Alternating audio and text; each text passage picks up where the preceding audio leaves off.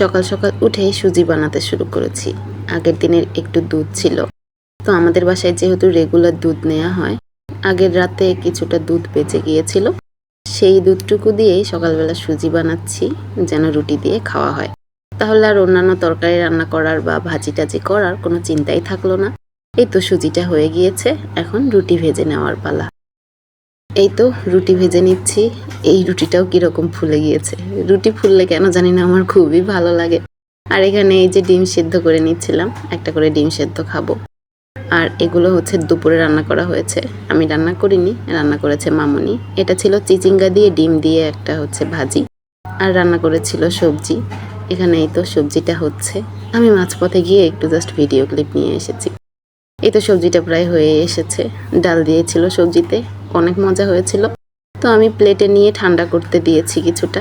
আর এখানে আমি আলাদা করে ডিম ভেজে নিচ্ছিলাম। ওদিকে হচ্ছে সবজি ঠান্ডা করতে দিয়েছি, এদিকে ডিম ভেজে নিচ্ছিলাম খাওয়ার জন্য। আচ্ছা, শুধুমাত্র ডিম ভাজি দিয়ে গরম ভাত দিয়ে কে কে খেতে পারেন অবশ্যই কমেন্ট করে জানাবেন। আমার কাছে কিন্তু ভালোই লাগে। এদিকে মামুনি হচ্ছে আমার ছোট বোনের সাথে মেলায় গিয়েছিল, তো সেখান থেকে এই চাকুটা আর হচ্ছে এই গামলাটা নিয়ে এসেছে। গামলাটার প্রয়োজন ছিল, এই বোলটাতে হচ্ছে ভাত রাখার জন্য নিয়ে আসা হয়েছে। আগের বোলগুলো নষ্ট হয়ে গিয়েছে, তো এটা নিয়ে এসেছে। আর এই ডিজাইনটা আমার এত বেশি পছন্দ হয়েছে, ভালোই লাগছে। তো যাই হোক, এগুলো রেখে দিয়েছি। রাতের বেলা হঠাৎ করে মনে হলো কাঁঠালের বিচি ভেজে খাবো। মানে কাঁঠালের বিচি ভাজা খেতে আমার মোটামুটি ভালোই লাগে। তো তখন রাত প্রায় 9টা কি 10টা বাজে। মামুনিকে বললাম, মামুনি কাঁঠালের বিচিগুলো কি ঠিক মতো শুকিয়েছে? বললো হ্যাঁ শুকিয়েছে। তো যাই হোক, আমি এই যে ভেজে নিয়ে খেতে লেগেছি। আর এটা হচ্ছে পরদিন সকালের ভিডিও। আমি এখানে চা করে নিচ্ছিলাম।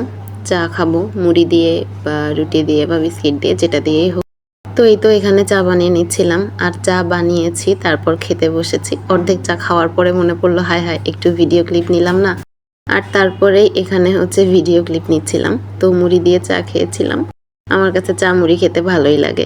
এরপর দুপুরে রান্না করার পালা। মামুনি বাসায় ছিল না, তাই রান্নাটা আমিই করেছি। আর তার থেকে বড় কথা, আমার তো ভিডিও করতে হবে। আর ভিডিও করতে গেলে নিজের রান্না করলেই হচ্ছে ভিডিওটা ভালো হয়। মামুনি রান্না করবে, আমি ক্যামেরা ধরে থাকবো, এটা আমার কাছে বিরক্ত লাগে। মনে হয় আমি যখন ভিডিও করব তখন রান্নাটা আমি নিজেই করি। রান্না হচ্ছে করি শুধুমাত্র ভিডিও করার জন্য। তো যাই হোক, অনেকটা স্বার্থপরের মতো। এখানে হচ্ছে সবজি রান্না করে নিচ্ছিলাম, ডাল দিয়ে সবজি, যেটা কিনা আমার অনেক পছন্দ। আর এগুলোর যেহেতু সবজি খাওয়াই হয়, সেহেতু এভাবেই রান্না করা হয়। প্রত্যেকটা ভিডিওতেই আপনারা দেখেন যে এক হাঁড়ি করে সবজি রান্না করা হয়। তো বাসার প্রত্যেকেই মোটামুটি সবজি খেতে খুবই পছন্দ করে। আর সবজিটা যখন 80% হয়ে গিয়েছে, তখন এখানে একটা ডিম ভেঙে দেব। তার কারণ হচ্ছে আমাদের বাসায় একজন সদস্য আছে যে কিনা বড় মাছ খায় না। আর আজকে যেহেতু বড় মাছ রান্না করেছি, তো সেকেই দিয়ে ভাত খাবে, তার জন্য এখানে মূলত ডিম দিয়ে দেওয়া হয়েছিল। তো সবজিটা আমি হচ্ছে ওই চুলায় দিয়ে দিয়েছি, আর এখন এই চুলাতে মাছ রান্না করে নেব। তো এখানে পেঁয়াজ আর মরিচ ব্লেন্ড করে নিয়েছি, তারপর তেল দিয়েছি, তারপরে পরিমাণ মতো লবণ, হলুদ আর মরিচের গুঁড়া, আর হচ্ছে পরিমাণ মতো জিরা বাটা দিয়েছি। তারপর একসাথে মশলাগুলো খুব ভালোভাবে কষিয়ে নিয়েছি। এখানে কিছু পরিমাণ পানি দিয়েছি, কারণ পুড়ে যাচ্ছিল। তো যাই হোক, এটা খুব ভালো মতো কষিয়ে নিয়ে তারপরে মাছগুলো দিয়ে দিয়েছি। এখন মাছগুলো খুব ভালোভাবে কষিয়ে নিতে হবে। আমি আগে একদমই মাছ রান্না করতে পারতাম না, মানে খুবই বাজে হতো আমার মাছ রান্না করা। এখন মোটামুটি ভালো হয়। তো যাই হোক, মাছের কালার দেখে বুঝতে পারছেন। তো এখন ঝোলের পানি দিয়ে দেব, মানে মাছগুলো কষানো হয়ে গিয়েছে। এখন পরিমাণ মতো পানি দিয়ে এটা আরও কিছুক্ষণ রান্না করে নিলেই একদম হয়ে যাবে। এই পর্যায়ে আমি মাছগুলো চামচ দিয়ে খুব একটা নাড়ি না, এভাবে ঘুরিয়ে দেই যাতে করে ভেঙে না যায়। তো যাই হোক, এখন বেশ কিছুক্ষণ জাল করে নিয়েছি, আর এই যে মাছগুলো হয়ে গিয়েছে মাশাআল্লাহ। আর এই যে গতকাল মেলা থেকে যে হচ্ছে গামলাটা নিয়ে এসেছে ভাত বাড়ার জন্য, নতুন গামলা ধুয়ে ওটাতেই আজকে ভাত বাড়ছি।